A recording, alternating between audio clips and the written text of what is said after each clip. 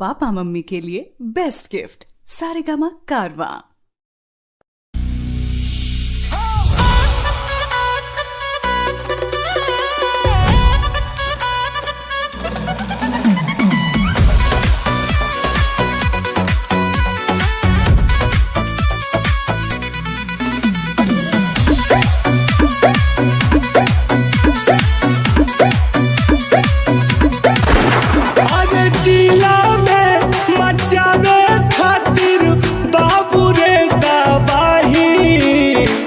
बुझाई रे सुन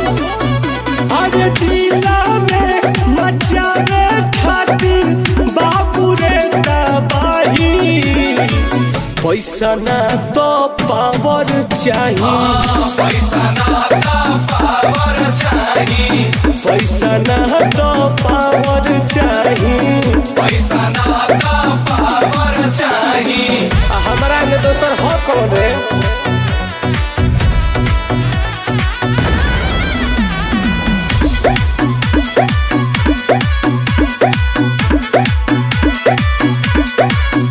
सब रुपये के तो खेल बाटे रुपये से जेल बेल बाटे भैया के आगे सब फेल बाटे सीधे अंबानी से मेल बाटे एकदम सही कहता हूँ भाई हमारा से कौन बरियार मालादार बाटे घर ही में लक्ष्मी जी के बहुत रोजगार बाटे पता कले अरे बड़े बड़े नेता लोग के करे खाती घाई पैसा ना तो पावर चाहिए पैसा ना तो पावर चाहिए पैसा ना तो पावर चाहिए पैसा ना तो पावर चाहिए हमर नाम काम दोनों ब्रांड रे